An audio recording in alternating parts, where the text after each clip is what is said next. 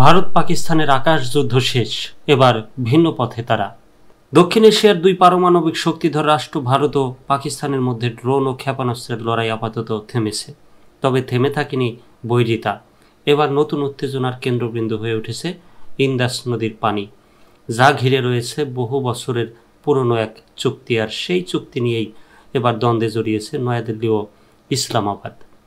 April মাসে ভারত নিয়ন্ত্রিত কাশ্মীরে এক সন্ত্রাসী হামলায় ২৬ জনের প্রাণহানির পর ভারত সরাসরি পাকিস্তানকে সীমান্ত পারের জঙ্গিদের মদতদাতা হিসেবে অভিযুক্ত করে। এর পরপরই নয়াদিল্লি জানায় তারা ১৯৬০ সালের ইন্দাস পানি চুক্তি কার্যত স্থগিত রাখবে। চুক্তিটি দুই দেশের জন্যই অত্যন্ত গুরুত্বপূর্ণ। ইন্দাস নদীর পানি কয়েক কোটি মানুষের জীবন, কৃষি ও অর্থনীতির সঙ্গে ওতপ্রোতভাবে জড়িত। ভারতের এই পদক্ষেপে পাকিস্তান চরম উদ্বেগ প্রকাশ করে এবং একে যুদ্ধের ঘোষণা বলে আখ্যায়িত করে। বিশ্লেষকদের মতে ভারতের সিদ্ধান্ত শুধু সন্ত্রাসবাদ মোকাবেলার কৌশল নয়, বরং বহুদিনের ক্ষোভের বহিঃপ্রকাশ। ভারতের মতে ১৯৬০ সালের চুক্তিটি পাকিস্তান পক্ষপাতমূলক এবং তা ভারতের জন্য পানি ব্যবহারের নানা প্রতিবন্ধকতা তৈরি করছে। জলবায়ু পরিবর্তন ও জনসংখ্যা বৃদ্ধির পরিপ্রেক্ষিতে ভারত চুক্তির শর্ত পুনর্বিবেচনায় আগ্রহী।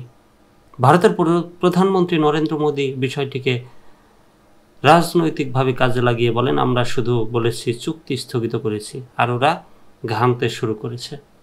ভারত পাকিস্তান বিভাজনের পর দীর্ঘ আলোচনার মাধ্যমে ১৯৬০ সালে বিশ্বব্যাংকের মধ্যস্থতায় ইন্দাস পানি চুক্তি স্বাক্ষরিত হয়। চুক্তি অনুযায়ী পাকিস্তান সিন্ধু নদীর পশ্চিমাঞ্চলের ৩টি শাখা পুরোপুরি ব্যবহার করতে পারে, আর ভারত পূর্বের ৩টি শাখা ব্যবহার করে। ভারতের পশ্চিমাঞ্চলের নদীগুলোতে সীমিত পরিমাণ পানি ব্যবহার, সেচ ও বিদ্যুৎ উৎপাদনের অনুমতি থাকলেও পাকিস্তান তা নিয়েও বহুবার আপত্তি জানিয়েছে। জল ও সংঘাত বিষয়ক বিশ্লেষক ব্রহ্মচেলানির মতে চুক্তির আওতায় পাকিস্তানকে ইন্দাস নদীর প্রায় ৮০% পানি দেওয়া হয়, যা এক ধরনের অসাধারণ উদারতা। যদিও চুক্তির আওতায় নিরপেক্ষ সালিশ ব্যবস্থা, যৌথ কমিশন এবং তথ্য আদান প্রদানের ব্যবস্থা রয়েছে, কিন্তু পারস্পরিক অবিশ্বাস চুক্তির বাস্তবায়নে বারবার বাধা হয়ে দাঁড়িয়েছে। ১৯৯২ সালের বন্যায় পাকিস্তান অভিযোগ করে যে ভারত পূর্ব সতর্কতা না দিয়েই বাঁধ খুলে দিয়েছে। ভারত দাবি করে নিয়ম মেনেই কাজ করা হয়েছে। তদুপরি ভারতের বাঁধ প্রকল্পগুলোর বিরুদ্ধে পাকিস্তানের বিরোধ দীর্ঘদিনের।